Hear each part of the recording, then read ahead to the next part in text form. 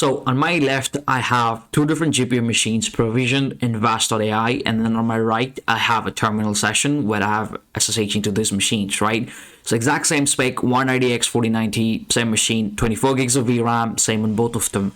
But on my right here, you see running the exact same query with same number of tokens in the same model. It takes 19.68 seconds to get the response. And then the max GPU utilization is at 29%, whereas the memory is at 8.3 gigs, right? And then here, which is host 2, so this is the machine here.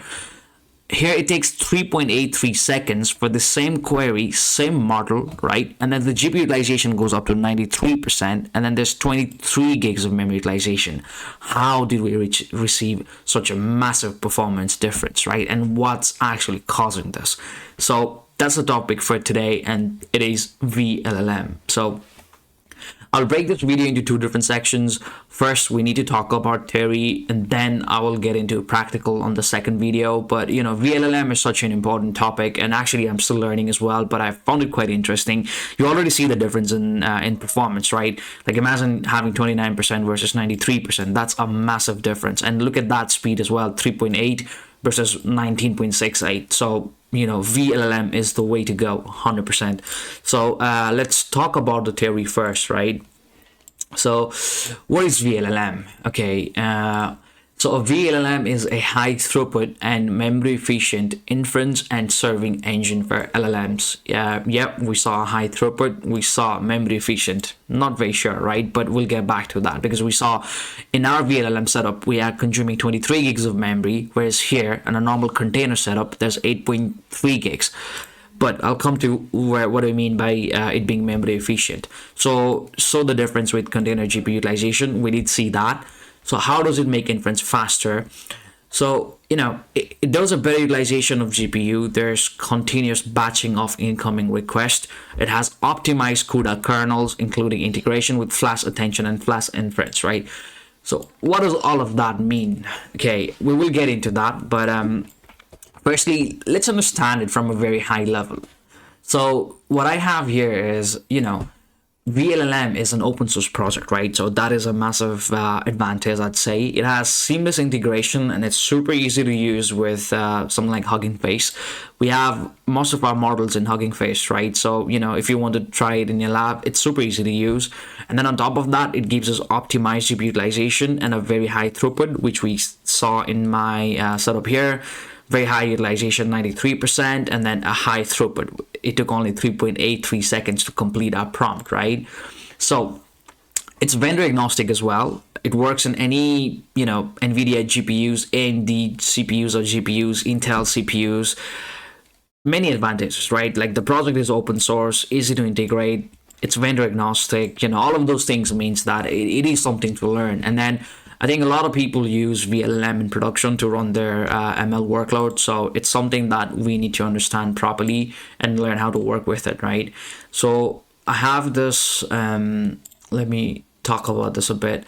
We said that it auto downloads the model from Hugging Face. So what it does is that it will wrap your model and expose an open API compatible HTTP APIs. So apps and tools can talk to it like they would talk to OpenAPI. So essentially vLLM, right? It has a built-in HTTP server that will expose different API endpoints like /v1/chat and /completion or completion. And you can have your application that can just send a curl request or that can just talk to these API endpoints, right? That's what I did here in my curl request. If we have a look, so this was the curl request that I sent. And then that was the API endpoint that I used, right? And then I did the port forward. That's why the request was on localhost on /completion API endpoint. That should have been completion. Apologies about the typo. Anyways, so what problem does it solve? So there's a really high throughput waste. LLM serving can be broken into two phases. Okay, what's the first one? It's pre-fill.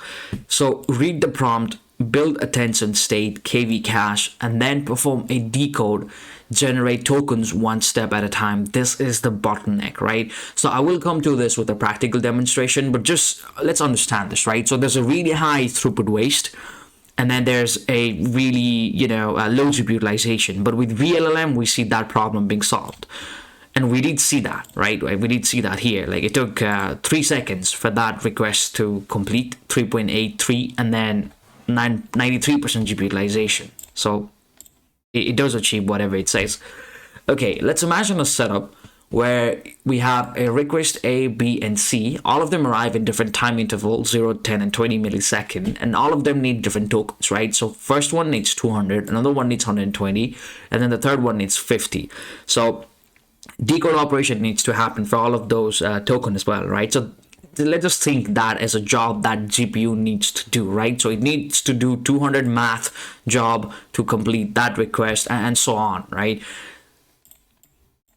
The first option here is a single request loop, no vLLM. So when we don't have a vLLM and when we are in a situation like this where we have multiple requests, what it does is that it will do A's prefill, it would decode A alone for 200 steps. So GPU will only do A's job and then it will keep doing it for 200 steps. Only after A will finish, then will start on B and then it moves on to C. So it's a massive waste of GPU because GPUs have plenty of unused capacities during A's decode. B and C will sit in the queue doing nothing, which we saw here, right? So if I scroll this down, we only used 29% of the GPU, and then even the memory was only used up to 8.3 gigs. So here I only ran one request, right? But imagine if the user would run, if we have like 4 different users running the request, right? That's what essentially ABC means here. Then it would wait until A is done and then only move on to B and C. Whereas when doing the job of A, only 29% GPU is used and only 8.3 gigs memory is consumed. So it's a massive waste. Okay, low GPU utilization, it's a big waste of money. There's a high queuing latency, throughput of one request at a time. The other option to fix this is have a static batch with no vLLM. So what it does is that it'll wait to form a batch and decode them together. So instead of working on A straight away, you know what, let's wait for 20 milliseconds. Let's wait for all of these 3 requests to come in and then let's work on those 3 requests at the same time. So wait to form a batch and then decode them together. So all sequences in the batch must run the same max length. But the problem here is, right, so C only needs to run for 50 decode operation, but then A needs to run for 200 decode operations. And then for this to satisfy, what we need to do is we need to run all of them for 200 decode operations, right? So we can't say, this can't be stopped at 50. So all sequences in the batch must run the max same length. In this case, it's 200 decode steps. So, but B will stop needing token at 120, and then C needs only up to 50, right? But they will still occupy the lanes until 200 decode is done. So doing compute for finished business just to keep the batch going is wasting tokens and it's wasting GPU. So even that does not fix our problem, right? So we understand the problem so far that the GPU has so much processing to do, right? It has so much power, but it can't essentially based on the setup because it keeps on working on A, and then even though it has spare capacity, it can't come work on B because it has to wait until A is done and then only it can go to B. But then the other option is to create a batch where we have, say, a pool of different requests, but then, not all requests might be of same length, but we have to compute it up to the max length, so it's not really efficient as well. So here comes vLLM. What happens is at every decode step, vLLM forms a batch for all live requests. When C finishes at 50, its slot is freed. If a new request D comes, then it can join the batch. B finishes at 120, that also frees the slot. A keeps going till 200, right? So essentially what I'm saying is that unlike static batch, right, no need to wait for C to be decoded up to 200 steps. As soon as you're done with 50 steps, you know what, you can get out of the queue, right? You can get out of the lane. You're done at 120, you can get out of the lane too. So new requests can come in and join the lane. And I'll explain what the lane means as well.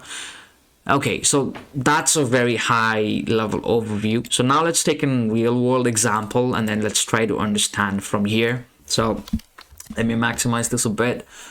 Okay, so let's imagine, right, we have an LLM model and then we have 5 real requests coming in at the same time or in different time intervals. So number A, at A we have planned a 7-day trip to Vietnam that needs 1500 tokens. what day is today, 50 tokens, weather, 80 tokens, two-page blog, 1800 tokens, summarize a paragraph, 300 tokens, right? If we had no vLLM, we would decode A first. That takes 1500 tokens. The GPU utilization might be at 20 to 40%. Everyone else will just wait, and so on, right? Then we move on to B, 50 tokens, and then, the queue is there. So the throughput of only one request at a time is possible. And then we see that the GPU utilization never goes above 20 to 40%, right? So we see that here the GPU has only been at 29%. That never went up. So it's never fully utilized. And then, but with vLLM, right, there's, it solves that problem. But how exactly does it solve that problem? So there are a couple of flags that we need to define when we work with vLLM. So number one being max model length. We don't need to explicitly define these flags, but I just wanted to kind of talk about why these flags are important and what kind of differences we see. Another one is called GPU memory utilization, and then the max number of sequence. So this actually comes into effect. See this here, GPU memory utilization 90, right? 0.9. That means 90%, right? Here, even though I'm using the same model weight, which should be 8 gigs, it's a Qwen 4 billion model, how in the world it's taking 23 gigs of memory, right? That's the flag. That's why it's taking so much memory. And then the max number of sequences is set as 4. What does that mean, right? So let's take this example, right? If we have 3 lanes, we essentially mean that we have 3 active lanes that can, we have 3 active lanes that we can send the workload to GPU to. Essentially, there's 3 lanes from which traffic can go to GPU. Let's assume that. So A arrives, we will start working on A straight away. We have active only A, and then B. The other 2 lanes are empty, right? And then B arrives. So B here would be what day is today, and then as soon as B arrives, that goes to the active queue as well. We don't need to wait for A to complete anymore, right? We have 3 active lanes, and then decoding of B will happen. And then C arrives. So we have a slot for C as well because we have 3 lanes in our setup, right? So C will join the queue as well. And now we are doing, decode operation, or we're interacting with the GPU for all 3 requests at the same time. So in this setup now, when D arrives, it has to wait, right? Because, say all of these 3 are still, the 3 lanes are still busy, but B will be done real quick because it only needs 50 tokens. Then D can join once B is done, right? So B joins the active queue. What happens, the results, no lane will sit idle when a request will finish. As soon as the request is done, another request can join back the lane. In this case, as soon as B is done, D can take that place. So as soon as a request is done, the lane is released. Yep, that's what we understand so far. GPU kernel are bigger and denser, so GPU utilization shoots up. We saw the GPU utilization going really up, right? vLLM groups the live requests together so it can launch one big GPU kernel, right? So what I mean by this is that instead of having, right, like one small kernel, it will batch those together, right? It creates a big kernel, send that to the GPU, and then work at it, right? So A, B, C at the same time instead of tiny kernel for each request separately. So what do we mean by GPU kernel or CUDA kernel here, right? So CUDA kernel is essentially a function that runs on the GPU in parallel. Think of it like a little program that we launch on the GPU to do some math, right? So it's not like our normal traditional OS kernel. It's job. So instead of running job only for A and then for B, what vLLM does is that, oh, you 3 guys are active in my lane, so let me send the 3 jobs that you guys have straight to the GPU and let me get working on that straight away. So a more simpler example here would be, imagine I have 3 different jobs to do, right? So number 1 being I have to multiply 3 times 2 and then so on.